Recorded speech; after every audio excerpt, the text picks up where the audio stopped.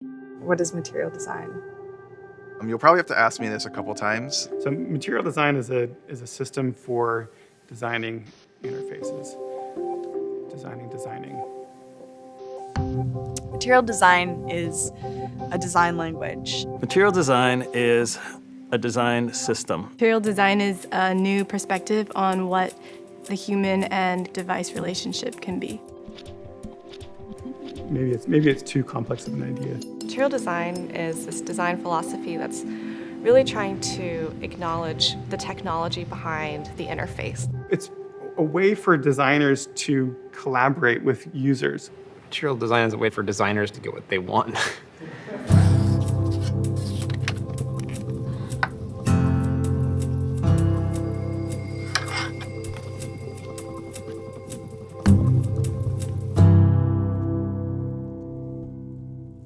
Well, the overarching impetus was really just a bunch of designers wanting to make things better. A lot of this happened organically as designers across the company sought to find ways to collaborate. We realized it wasn't just an Android story or just a Google story, but it could be really a cross-platform design framework story. The current way of doing things was clashing in all kinds of ways because we hadn't been thoughtful about the physics of it. Why don't we take that and run with that a little bit and see if we could figure out, what is this made of? What is the material that our software is made of? John came up with the idea of what he described as quantum paper in order to create these rich, tactile user interfaces. And that idea of it being mostly paper-like, but smart paper, served as a point of view about how your surfaces work and why. There's a very, very clear parallel between the systems of book design and the way that humans also hold and use devices. People use materials in life every day, and we want them to understand software in the same way.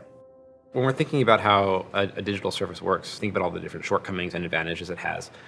One of the main things that we run into is that you have this sort of flat plate of glass, which is great because it's easy to move around, but it also prevents you from actually being able to touch the things that you're working with.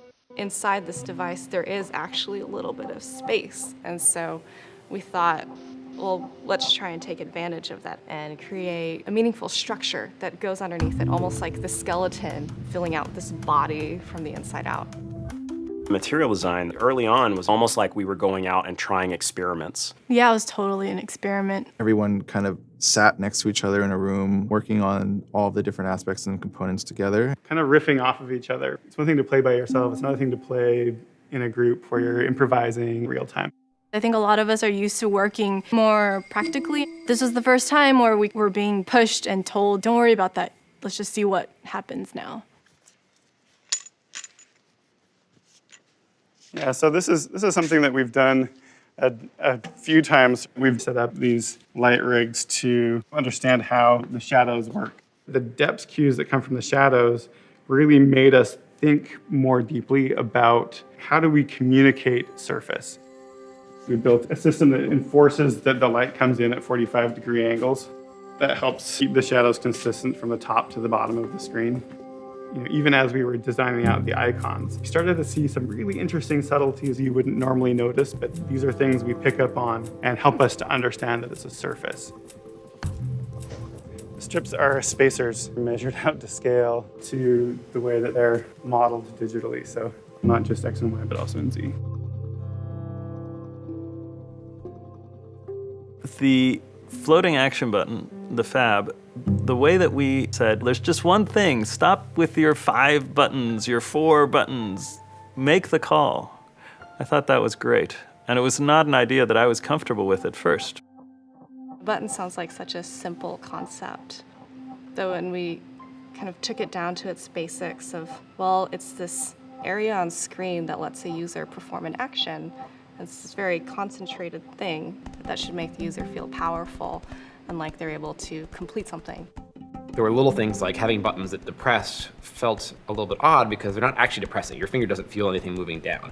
And in fact, this millimeter layer of glass between you and the actual image means that you're not even getting to it in the first place. So instead we reversed it. So we had buttons that lifted up when you touched them. So it was more of a magnetic attraction of your finger. There's a logic to it, but also a magic in it. Past the motion, there was the graphic design aspect. the boldness, the typography, the imagery, those were all intended to give the system a bit more robustness. You wanted people to feel comfortable with it, but we wanted it to feel very well designed. We created this color spectrum around picking sort of a primary color and then using an accent color, creating this really simplified and easy to use system while being very definitive. Someone who never took a color theory class could create a combination of colors within their product that felt harmonious. I design fonts, and one of the things that I really like about that is the font doesn't come to life until another person uses it. And we really see Roboto as a living typeface that, as needs change and as we introduce new form factors, as we need it to do more things, we can continue to revise it, continue to update it. I think a challenge for material design will actually be the designer's tool set having to evolve as fast as technologies and the platforms evolve. To constantly be reevaluating itself and to constantly be thinking about what's no longer relevant. What did we think was universal but turned out to be a fad or simply the wrong emphasis? What I love is when people take sort of the basic principles of material design and then they take them in a new direction. Now that we publish the material design specs, I'm really excited about the fact that we can go and engage other designers in conversation outside of Google.